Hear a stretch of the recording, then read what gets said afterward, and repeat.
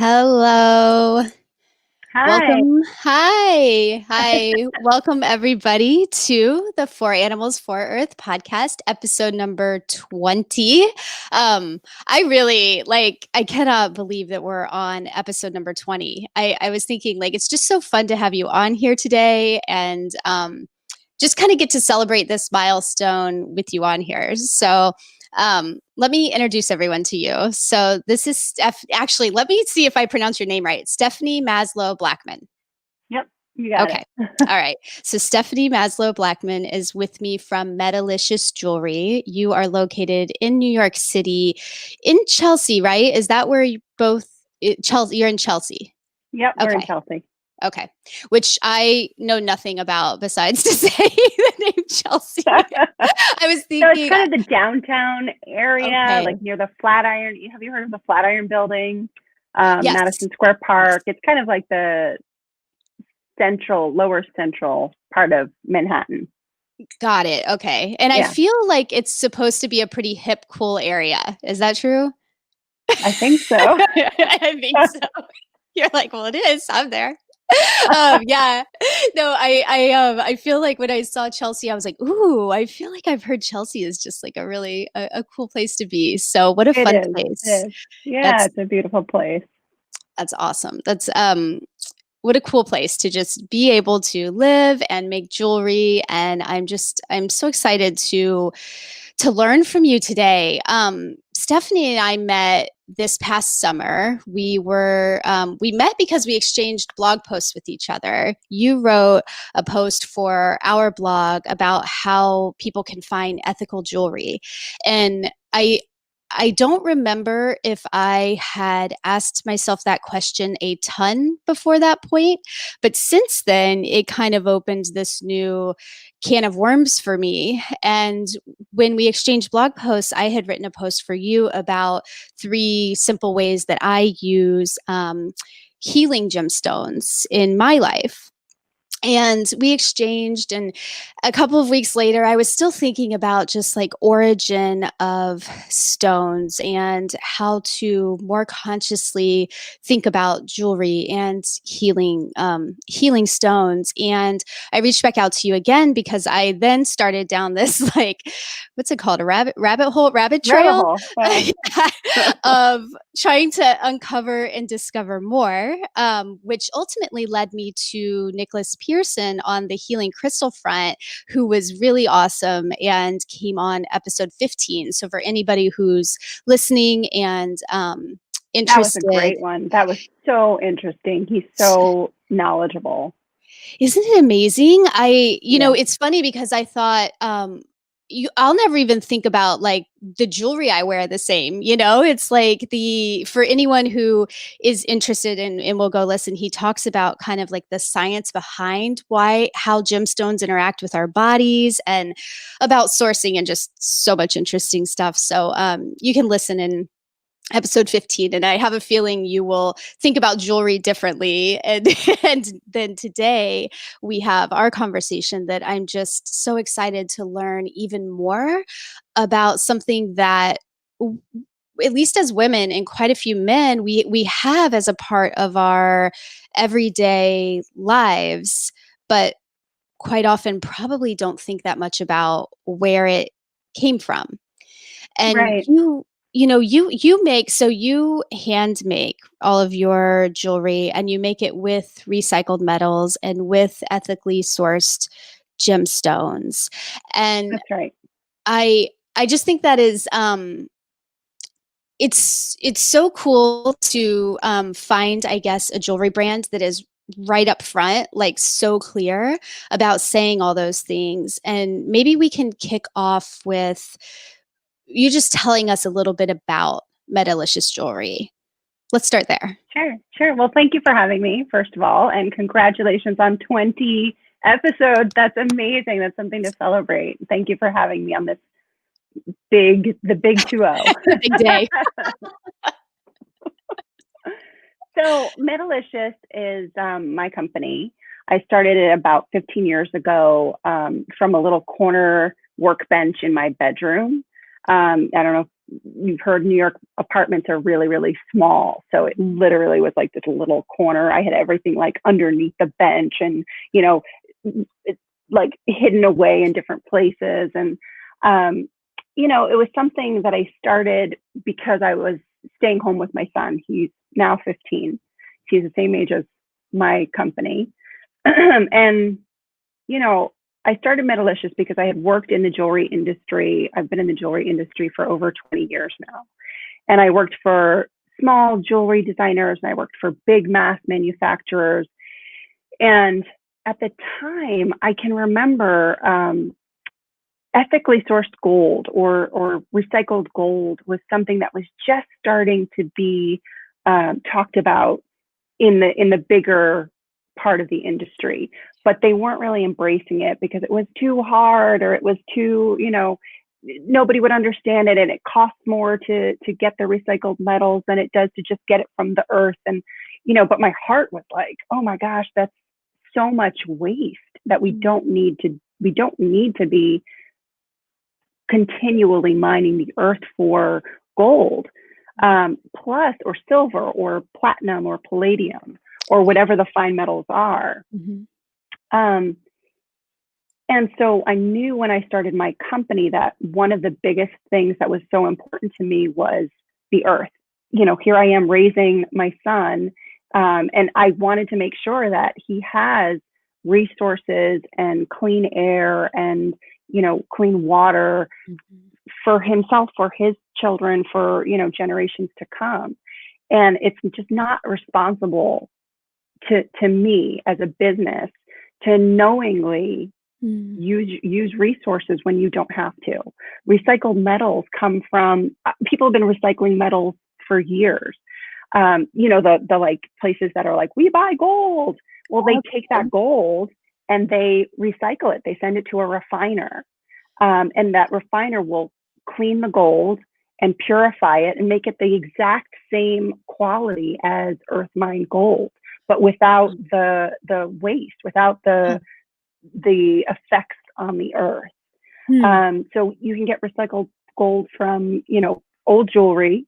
You can get it from jewelers like me. I save all of my scraps, every little shaving that comes when I'm using my saw, any of the dust that comes when I'm polishing the gold. Because, when you're polishing, you're removing little tiny microparticles of gold. Well, where does that go? You can collect it. You can just let it, fly in the air, or you can have a way of collecting that gold. So there are lots of different ways that you can get it from computer parts. I don't know if you know, but like computer parts use fine metals. And so recycling all of your computers properly, sending in jewelry you don't wear anymore, jewelers sending in their scrap instead of holding it and hoarding it for, who knows what reason. Send it in and they will refine it and you can reuse metals over and over and over again. So it's not necessary to continually mine the earth for fine metal. That's pretty fascinating. And you said this has been going on for years and years and years. I mean, who does the refining? Like what industry is that, and how, as just an everyday consumer, do we meet up with that industry to pass our stuff on? And I suppose if anyone had a use for scrap metal, also get scrap metal. How does a consumer meet up with that industry? So I did a lot of research when I first started out because there weren't a lot of jewelers who were doing it. Melissa Joy Manning, I think, was one of the only other jewelers who were doing it on a small, we're small jewelers on a small scale doing this. Now, because of all of the, us being vocal about the resources and the environment, these larger companies and mass manufacturers are now following our lead. And that's just how it works in general. Like it's a little entrepreneurial, small business owners that kind of create the change that then the effects, ripple throughout the whole industry. So as a small, you asked a great question about where, okay, as a consumer, where can I send my metal? There's a refiner I love to work with. One of the things I'm committed to when I started my business is to use local businesses or businesses that are based in the United States.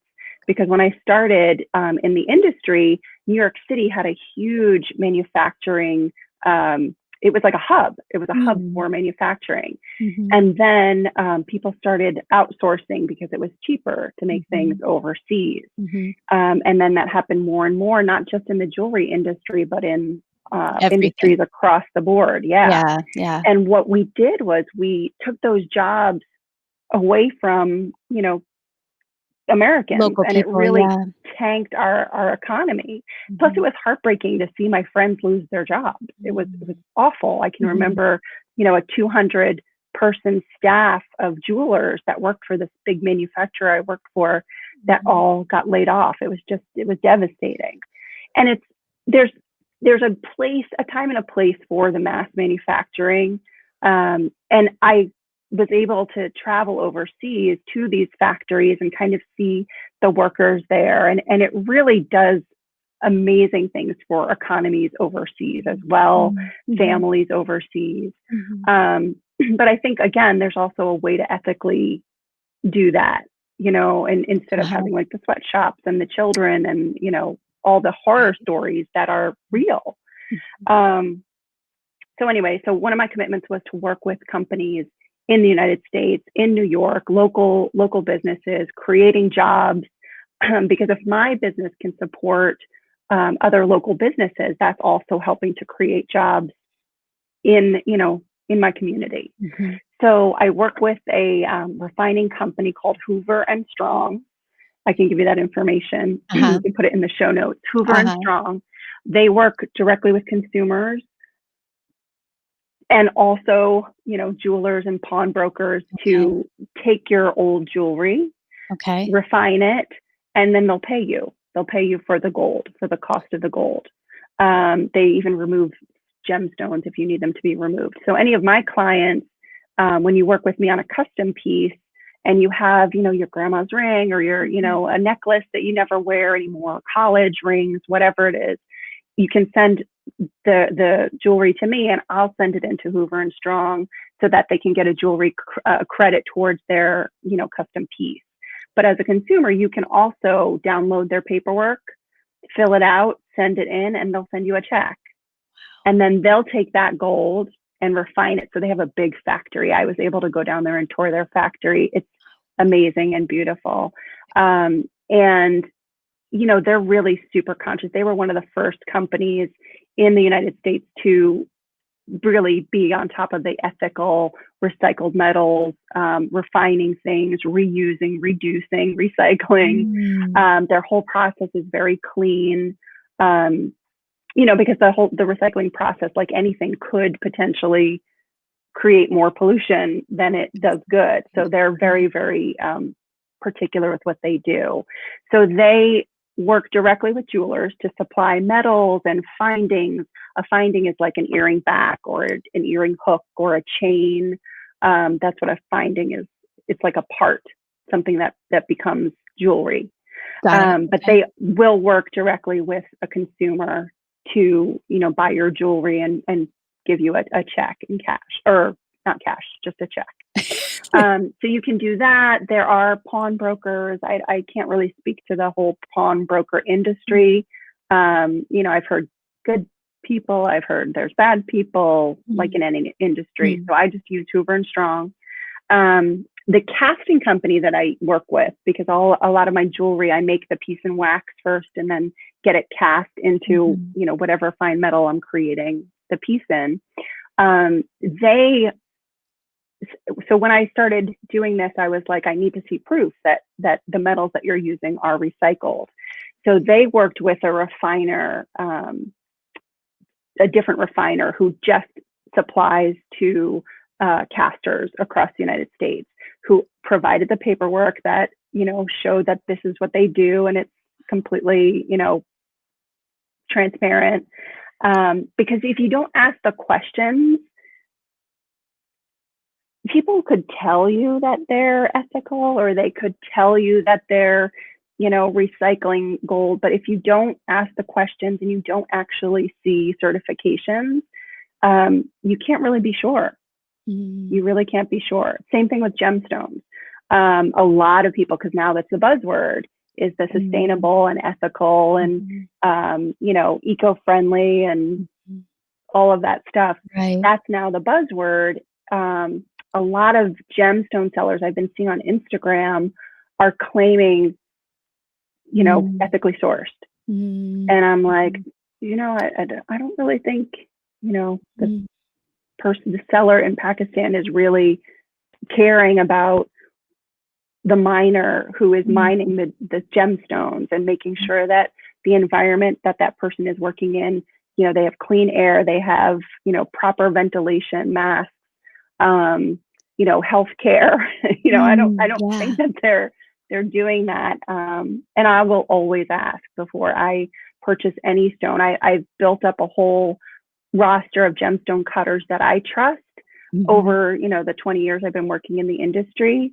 But it takes time and you do need to do the work, and it is more expensive because you are working with other people who care enough to pay their employees, to take the safety precautions, to, make sure that they're testing air quality, all of the things that we don't think about when we, go into the store and we, buy that piece of jewelry and we wear it. But really, all of that energy goes into the jewelry that you're wearing. And for me, that's the kind of jewelry that I make. I don't make landfill jewelry that you just wear for a season and then, toss it. My jewelry is really intentionally created for people who want it to really represent something in their life, because you're wearing the jewelry close to your body. You want it to be full of love and full of goodness and to do good things in the world, to come from a good place. So it's so important. I think I just rambled. Anyway. I love that idea of the energy that's in your piece of jewelry. And, I feel like it's easy to picture in, say, an engagement ring, for instance. It's like, we obviously see the energy that comes in that. It's literally passing from one person's hand to another, and, love. But, to your point, like, there's so many layers that go backwards before it reached one person's hand to pass it to the other. And I love the concept of thinking of all of the energy that is in that piece of metal and that gemstone being like a whole history and a story and a background to that jewelry that you now wear with your own energy and your own love and passion for it. I think that's such a beautiful, almost poetic way to describe a piece of jewelry. I think that's really, really, really neat. And I may know the answer to this, but I'm going to let you answer it. What simple idea do you have for people, anybody, to use to help animals and help the environment through, jewelry?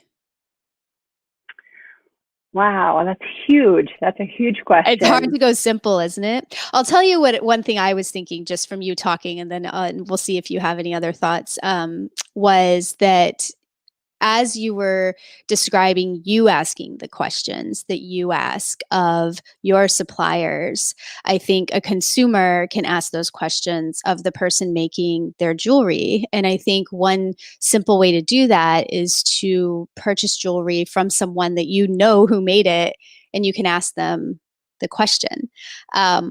So that was one thing that popped in my head as you were talking, is I think that can apply to consumers as well. We can just start asking the questions of, where did it come from? And I think, there's a little bit of uncomfortableness that comes with that at first, because, you don't want to come across as questioning somebody's ethics. But at the end of the day, like, this is something that you're going to be wearing close to your body for a very long time. So you want to make sure that it is intentionally created. You were also asked of how how can an ethically sourced piece of jewelry affect the earth? And I think just, just the way that I described how the process behind making a piece of jewelry, like you said, all of those steps that are taken before it gets to the hand that gives it to the other person who's going to be wearing it. The intention behind all of that affects everything. It affects, the environment in the way that the filters you have on your system that does the refining, the filters you have on the smokestacks or the air ventilation systems, so that you are being very careful with the environment and the humans, not just humans, but the animals, the earth. You have to be really intentional, and I think it's such a call to action for jewelers. Like it's almost, I can't wait for the day where that's the bare minimum that is required of jewelers, where all of us are using recycled metals, all of us are using ethically sourced gemstones, and we demand that from the industry.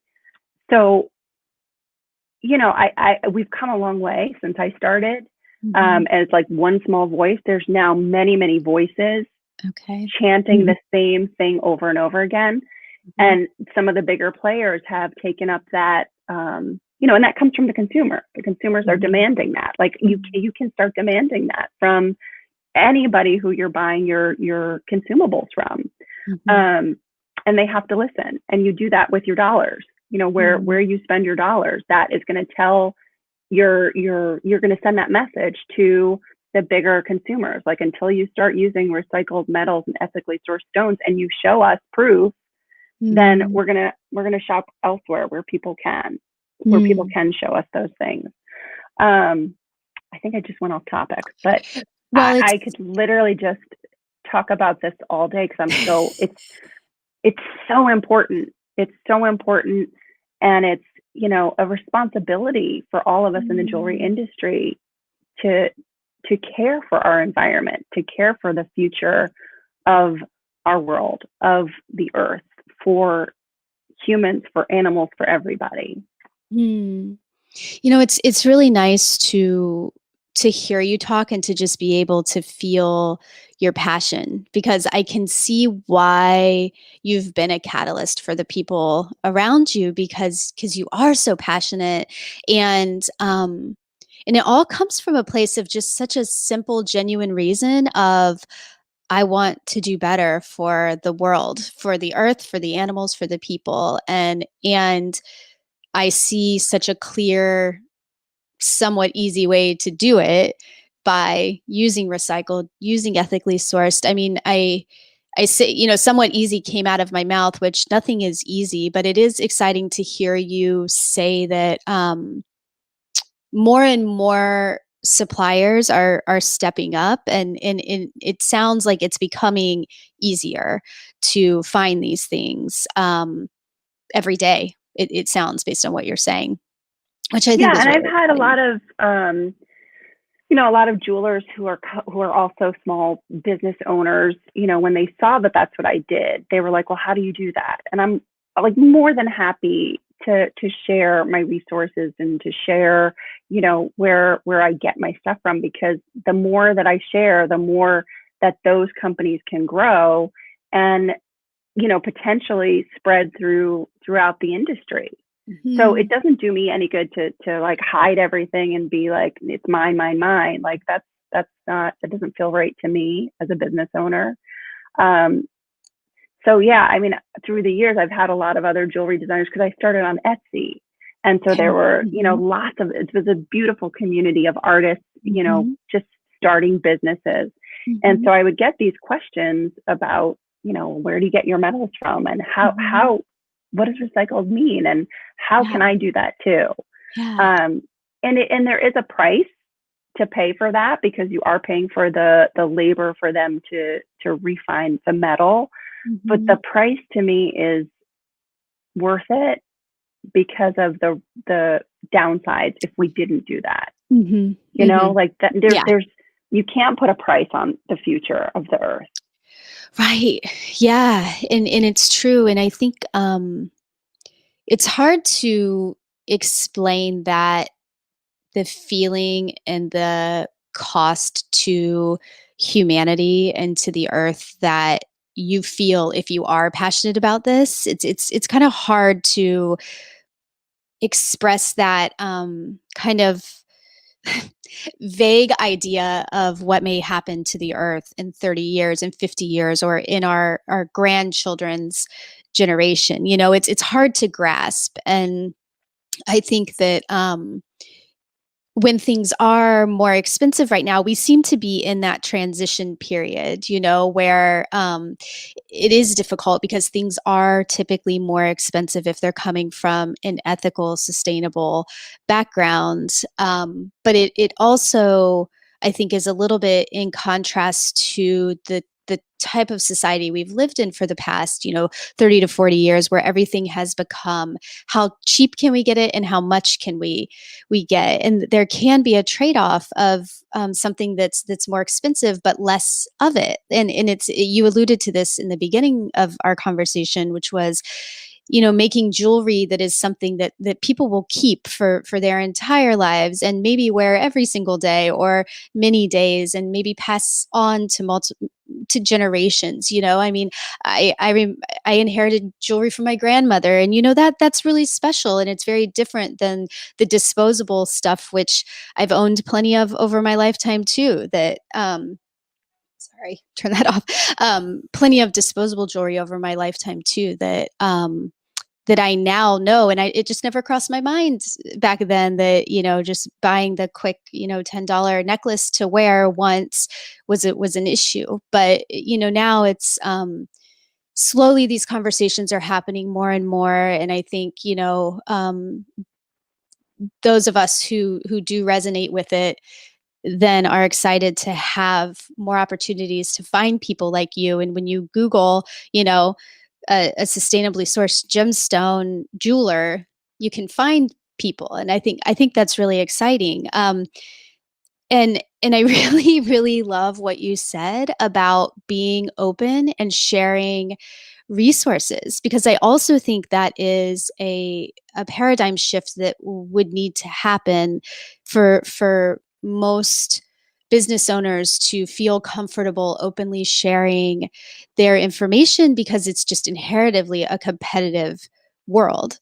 But to your point, the more we can share, the more those suppliers can build up their supply, and then the whole industry changes um, slowly and gradually. I think that's just a really good point um, to make. And I know you spend your time teaching some too, right? Do you have interns that can come work for you and I do. things like I do. that? I have I mean right now during the pandemic I've we only have one, and we kind of stagger when she comes in. But no, I love teaching. I love passing on my knowledge, because what good is it going to do me if I, die with the knowledge? Like, it's much better to pass it along. Mm. And I wanted to circle back to the point you made about kind of like sharing or being a force for something bigger, because there are people Mhm. who don't necessarily get it. They don't necessarily understand the impact Mhm. of being a consumable society, what that's going to do for the earth and Mhm. future. Mhm. And like, those people are never going to get it. Like, I'm not talking Mhm. for those people. I am doing what I need to do, what I feel is right to do in the world. And in that way, I become an example for other people, to create an awareness. Because to your point, like, were people even, did they even know to Google sustainable or Right. ethically sourced? Mhm. So we've kind of made those words part of the lexicon, regardless of whether people believe it or not. Like, Mhm. that doesn't matter to me. What matters Mhm. is what I'm doing, Mhm. what footprint I'm leaving behind in the world, Mhm. and how many small little ripples I can make that will ripple out and become bigger and bigger with bringing lots of other people into the circle with me. Do you know what I mean? Does that make sense? Yes. Yeah, I absolutely think it does. And I think I think it's a nice inspirational thing for everyone to think of, you know, because it often feels like I think sustainability and the environment and stuff, it can sometimes be tough to have in conversations because you don't want, number one, if you are somebody who's really, really passionate, you don't want to make someone else feel some sort of like guilt or shame for their lifestyle. And the reality is that we all have aspects of our lifestyle that are more sustainable than other aspects of our lifestyle. And I think that every single one of us, each one of us can make such a big difference just in what actually works for us, you know? So if a sustainable piece of jewelry works for us and we can do that, then that's amazing. And that is our little ripple into the world that you described. And then, you know, another couple months later, we can put another little ripple on something else. And I think that's really an inspirational way to think about trying to change the world, because if it at least in my experience, if it becomes kind of preachy, or you should do this or you should do that, or you're hurting by your behavior, it's just, it creates a wall. And and it does in me too, if people For do that sure. to me, you know. And it's just, Same. it doesn't end up causing the change that just focusing on like what works for me inside me, my little ripple I can put out. To your point, it really does change things around us, maybe a little bit slower, or you know, than we would want, but maybe faster than it would otherwise. You know, we don't really know what the impact is of all of the little things that we do, right? Or all the little Yeah. things we say. Yeah. And like how we found each other. You know, we found each other because we're of a like mind. And Mm. so you know, it just you just build your community. Your community just gets bigger and bigger and bigger, just by being who you are and putting yourself out there, and you know, doing your part. You Mm. attract people who also want to do their part as well, whatever that part is, Mhm. whatever little bit that is. Um, so yeah, I love that. I love how you phrase Mm. that. Yeah, I just love where this conversation has gone. I think it's really inspirational, and I think that I hope. I mean, I've learned so much in just a short amount of time about recycled metals, and I mean, I always wondered, like, what is that? Where does that come from? How do you become a part of that circularity? Um, yeah, it's I really appreciate you sharing it, and I thank you for that. And I I have okay, so another question I definitely want to make sure we get into this conversation is that I know that you don't do diamonds.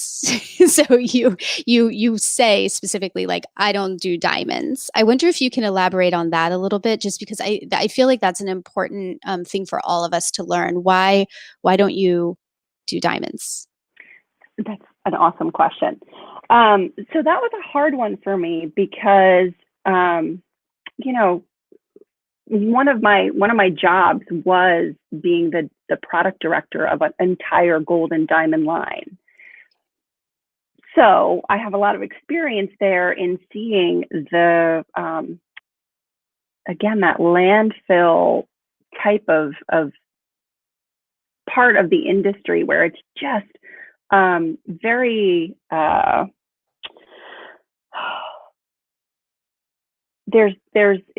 it's overinflated in price. Mm. It's overinflated in value. You know, there's a monopoly on diamonds. It's just there's a lot of ugliness around it. Mm. Mhm. Um, but as a stone, diamond being the hardest stone, like by far, far harder than any other stone, and it's got its own chemical properties that make it be more reflective and refractive and all of those things. I have done a lot of research, and there are some companies in Canada that I do work with if somebody insists that they want to work with diamonds. Again, I did my research. I asked the questions. I dug deeper to make sure that the companies that I work with are, open, are transparent. So diamonds are hard to trace where they are mined from. And I think a lot of people have heard about blood diamonds, where there's just so much negativity around the whole mining of diamonds and where they come from, and really sourcing them, because you can't really tell where a diamond has come from. And they're working on doing blockchain to try to track it, but we're just not there yet. So I prefer to use mossanites, which are lab created, gorgeous, very hard, super sparkly, better than diamonds in my opinion. And you don't need all of that baggage that comes along with the stones, like we were saying before, where all the steps that before it gets into your hands, before it gets onto your body. And again, I've chosen specific companies to work with to get those mossanites. White topaz is another one that you can use. I don't particularly use cubic zirconia, but you can use CZs. So there are alternatives to diamonds, and there's a lot of darkness to diamonds too. There's the dark side. So, and you just don't know really what you're going to get unless you've done your research and asked your questions. Got it. Does that help? Yeah, got it. No, it definitely makes sense. And it's funny because you can really picture the light and the dark side. You've this beautiful diamond in front of you and this really dark history behind it. And like you said, you don't want to be wearing anything that is carrying that dark history behind it. And it just propagates more and more of that to continue to happen. It just continues that cycle. So again, like, it's my responsibility as a jeweler to inform my customer and to do my research and to, because I'm creating these beautiful sculptures for this person to wear. So I want it to be filled with love and joy and light. So, I think it's responsible on my part to educate and to do my own research and to continue doing my research. It's not like I made a decision like I'm never going to use diamonds again, Things change. People are hearing, the industry is hearing us.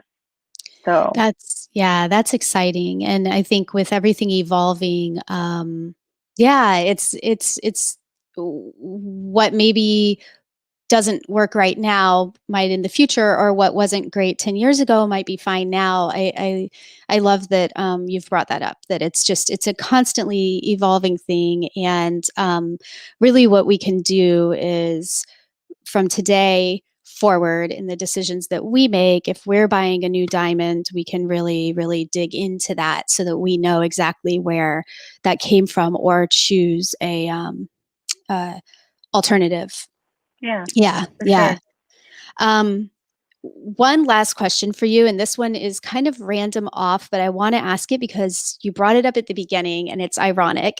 So you talked about recycling computers in the right way. And I say this is ironic because I was having a conversation with a friend last night specifically about this topic. And she was asking me, do you know where I can recycle electronics? And the answer was, I don't. I mean, I would just probably start Googling myself and trying to figure it out, but you brought it up. So I'm wondering, do you know what is the proper way? Can we part with our electronics in a way where they actually can be used for good? Is that possible? Yeah, for sure. I mean, I know, like, with cell phones, you can actually donate them. I mean, laptops, computers, things that are still working. But, generally when we're done with electronic, it's because it's broken or there's no way, it's old or outdated or whatever. So I know different states have different recycling criteria. So the best thing to do is exactly what you said, is to Google and see the recycling plant near you. what they actually recycle. And if it's not near you, is there a place where you can mail your electronics to?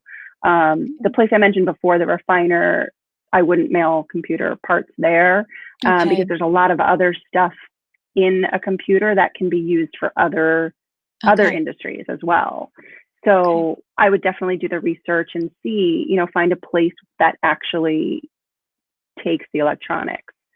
So Mm. again, do your research, and Mhm. there may even be places where you can mail it if it's not near you. I know for me locally, there are places for us to bring it.